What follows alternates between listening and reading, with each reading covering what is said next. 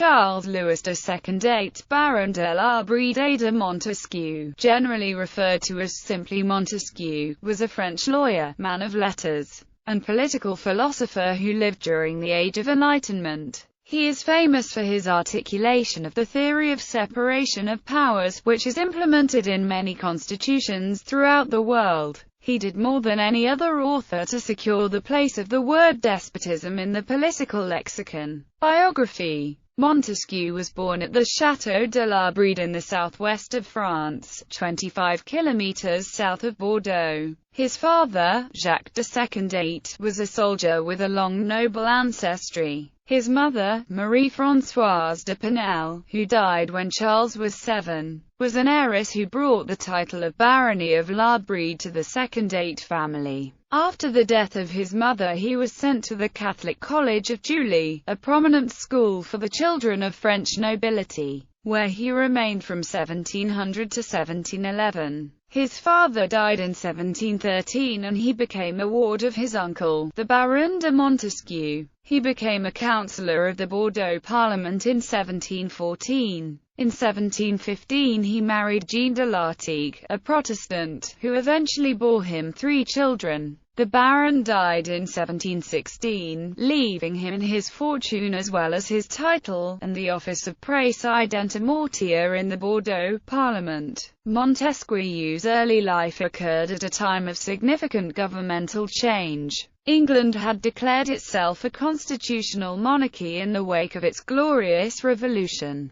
and had joined with Scotland in the Union of 1707 to form the Kingdom of Great Britain. In France, the long-reigning Louis XIV died in 1715 and was succeeded by the 5-year-old Louis XV. These national transformations had a great impact on Montesquieu. He would refer to them repeatedly in his work. Montesquieu withdrew from the practice of law to devote himself to study and writing. He achieved literary success with the publication of his Lettres Persanes, a satire representing society as seen through the eyes of 2 imaginary Persian visitors to Paris and Europe, cleverly criticizing the absurdities of contemporary French society. He next published Considérations sur les causes de la grandeur des romances et de la décadence, considered by some scholars among his 3 best-known books, as a transition from the Persian letters to his master work. De l'Esprit des Lois was originally published anonymously in 1748. The book quickly rose to influence political thought profoundly in Europe and America. In France, the book met with an unfriendly reception from both supporters and opponents of the regime. The Catholic Church banned L'Esprit, along with many of Montesquieu's other works, in 1751 and included it on the Index of Prohibited Books. It received the highest praise from the rest of Europe, especially Britain. Montesquieu was also highly regarded in the British colonies in North America as a champion of liberty. Political scientist Donald Lutz found that Montesquieu was the most frequently quoted authority on government and politics in colonial, pre-revolutionary British America, cited more by the American founders than any source except for the Bible. Following the American Revolution, Montesquieu's work remained a powerful influence on many of the American founders, most notably James Madison of Virginia, the father of the Constitution. Montesquieu's philosophy that government should be set up so that no man need be afraid of another, reminded Madison and others that a free and stable foundation for their new national government required a clearly defined and balanced separation of powers. Besides composing additional works on society and politics, Montesquieu traveled for a number of years through Europe, including Austria and Hungary, spending a year in Italy and 18 months in England, where he became a Freemason, admitted to the Horn Tavern Lodge in Westminster, before resettling in France. He was troubled by poor eyesight, and was completely blind by the time he died from a high fever in 1755. He was buried in the Église Saint-Sulpice, Paris. Philosophy of history. Montesquieu's philosophy of history minimized the role of individual persons and events. He expounded the view in Considérations sur les causes de la grandeur des romains et de leur décadence that each historical event was driven by a principal movement.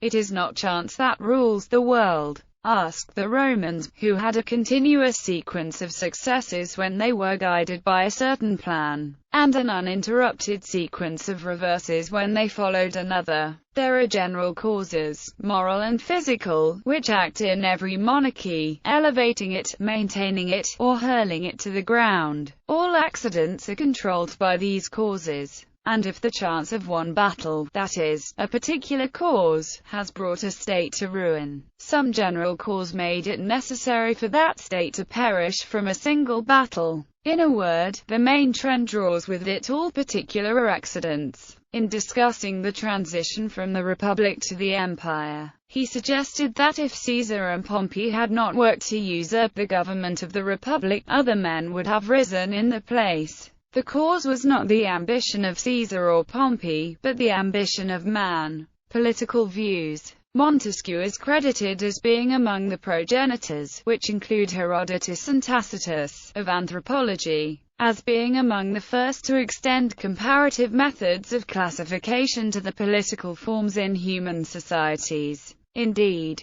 the French political anthropologist Georges Ballandier considered Montesquieu to be the initiator of a scientific enterprise that for a time performed the role of cultural and social anthropology. According to social anthropologist D. F. Pokic, Montesquieu's The Spirit of the Laws was the first consistent attempt to survey the varieties of human society, to classify and compare them within society, to study the interfunctioning of institutions. Montesquieu's political anthropology gave rise to his theories on government. When Catherine the Great wrote her nakaz for the Legislative Assembly she had created to clarify the existing Russian law code, she avowed borrowing heavily from Montesquieu's Spirit of the Laws. Although she discarded or altered portions that did not support Russia's absolutist bureaucratic monarchy, Montesquieu's most influential work divided French society into three classes: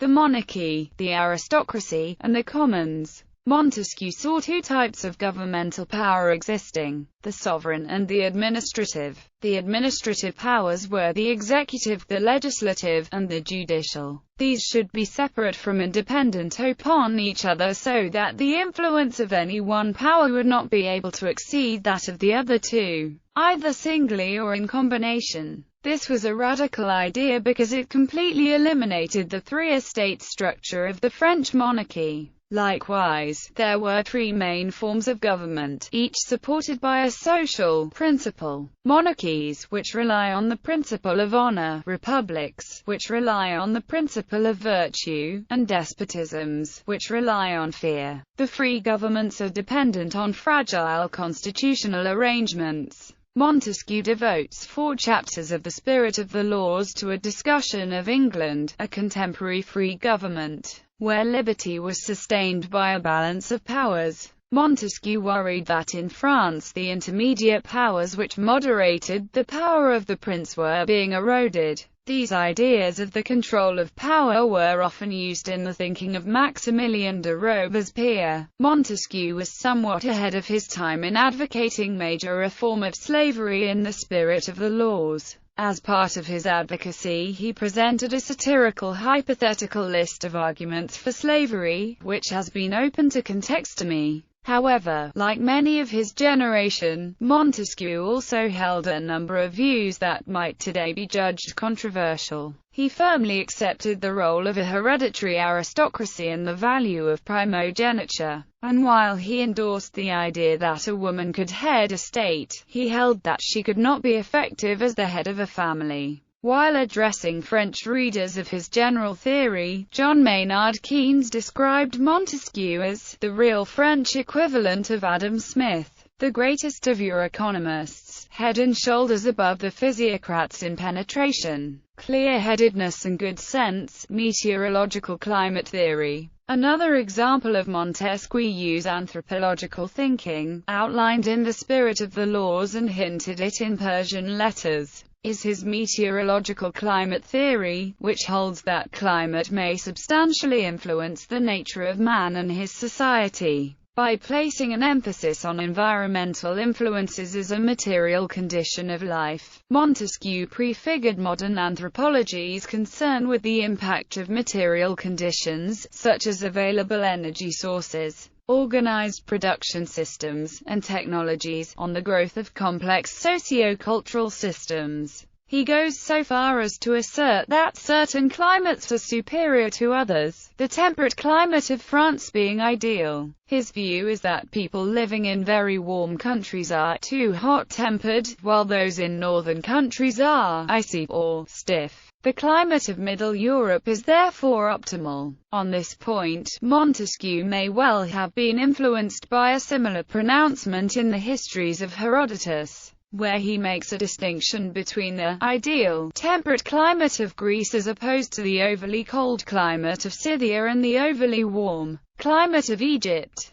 This was a common belief at the time, and can also be found within the medical writings of Herodotus at times, including the Ones Waters Places of the Hippocratic Corpus. One can find a similar statement in Germania by Tacitus, one of Montesquieu's favorite authors. From a sociological perspective, Louis Althusser, in his analysis of Montesquieu's revolution in method, alluded to the seminal character of anthropology's inclusion of material factors, such as climate, in the explanation of social dynamics and political forms. Examples of certain climatic and geographical factors giving rise to increasingly complex social systems include those that were conducive to the rise of agriculture and the domestication of wild plants and animals. List of principal works, memoirs and discourses at the Academy of Bordeaux, including discourses on echoes, on the renal glands, on weight of bodies, on transparency of bodies and on natural history. Spicelage. Système des idées écoutes. Lettres passanes. Le Temple denied. Histoire véritable. Considérations sur les causes de la grandeur des Romains et de leur décadence at Gallica. Arsace de l'esprit des lois. The Spirit of the Laws. 1748. La défense de l'esprit des lois. Essai sur le gout. Emis Penseus.